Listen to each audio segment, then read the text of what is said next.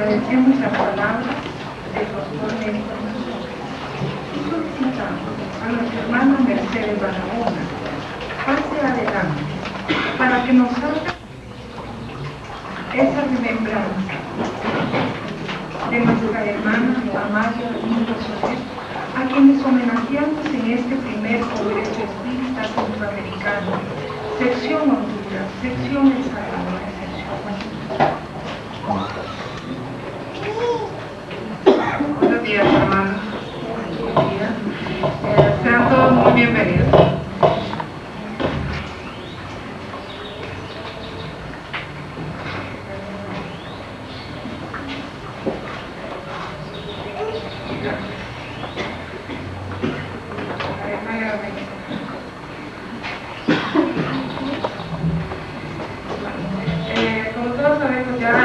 Este evento está homenajeado a la dama del espiritismo, a la artista del espiritismo, la señora Amalia Domingo Soler. Amalia Domingo Soler nació el 10 de noviembre de 1835. Imaginemos Sevilla, un tiempo muy revolucionario, muchos problemas sociales, políticos. Ella fue una pionera y ya vamos a ver por qué. Ella desencarnó, volvió al mundo espiritual en 1909.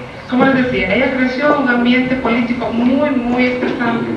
Esto es para que comprendamos la importancia del trabajo que ella hizo. Inició su educación formal a los 2 años. Su madre la educaba, su madre golosa la educaba, y a los 5 años ella ya sabía leer perfectamente, por lo tanto sabía escribir muy bien. Ella no recibió una educación formal. Recordemos la época, las mujeres eran para otra cosa, no eran para tener una educación formal, tenían que tener bienes económicos, lo cual en su familia ella no lo tenía. Entonces ella no recibió educación formal, pero porque sabía leer desde muy pequeña, leía mucho, así que era autodidacta. Ella sola leyó un poco. A los 18 años hizo su primera publicación. La hizo en un periódico de Alicante, España. A la edad de 25 años desencarnó su madre. Ella desde muy niña estuvo sola con su madre. Ella era su mejor amiga, su compañera, su confidente. Eso hizo que ella se sintiera muy sola cuando desencarnó su madre, se sintiera que estaba sola en el mundo en una época en que una mujer tenía que estar casada, tenía que tener un marido que la mantuviera o tenía que irse a un convento. No había otra salida, no estábamos con nosotros. Después se trasladó, cuando murió su madre, años después se trasladó a Madrid, donde consiguió un trabajo como costurera. Su madre, al no poderle dar una educación formal, la educó en oficios. Ella nació casi ciega. En este periodo su vista se dañó mucho más y llegó a un punto que se ocasionaron problemas médicos. Le dijeron: si usted sigue una semana más en esta labor, usted queda completamente ciega. Ella le gustaba mucho leer y le gustaba mucho escribir, pero ella tenía que vivir de algo. Eso era un problema. Entonces, al no poder trabajar, tenía problemas económicos, como los que tenemos nosotros hoy en día, pero eran mucho más pesados en su época. Eso le lleva a ella a pensar que mejor no estar en este mundo. No tenía que la tuviera, no tenía que comer, no tenía dónde vivir. Ella, aunque fue educada por su madre, fue educada muy bien, su madre la mimaba, pero ella tuvo que aceptar beneficencia pública. Iba a comer, no tenía dónde comer, entonces iba a comer a la beneficencia pública. Para su orgullo, eso fue muy beneficioso, muy duro, como sabemos, pero muy beneficioso.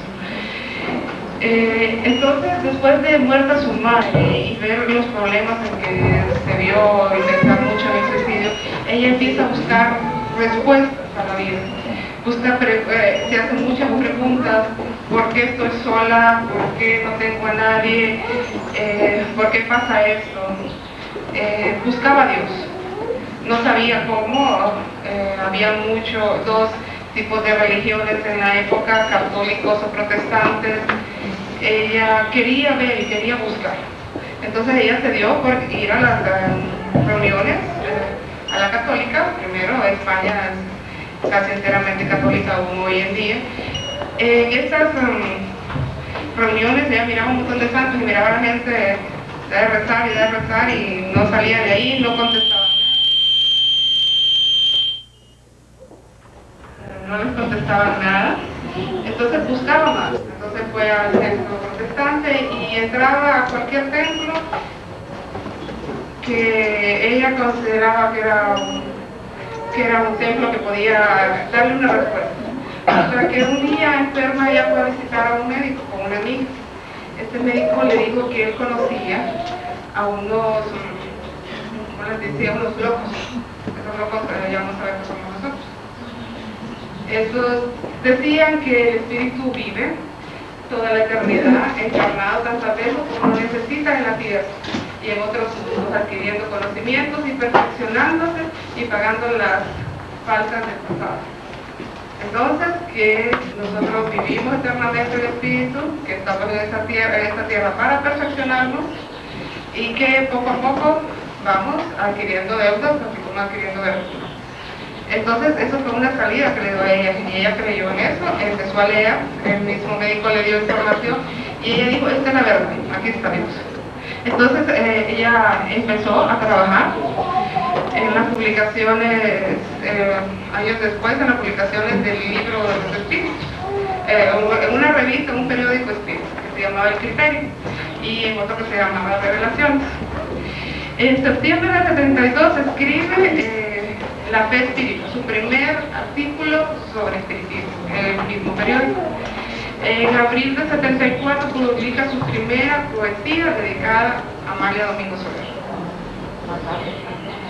En el 76 se dedica ya enteramente al espiritismo. Sus amigos le dicen que no siga trabajando, que ellos le iban a ayudar económicamente, pero ella escribía, entonces que mejor escribía, que los otros no podían escribir y los otros sí podían trabajar. Entonces en 79 inicia la publicación del periódico Espírita. Este periódico, 3 fases, unas 40 semanas, otras 70 semanas, pero el que más duró fue La Luz del Porvenir, que fueron 20 años, que estuvo bajo su dirección. También algo que le rendimos un gran homenaje a ella, es que ella fue la primera que organizó el primer Congreso Espírita Internacional. Los congresos que nosotros hacemos, cuando nosotros asistimos, que se realiza, ella lo organizó por primera vez. Eso es algo para todos nosotros.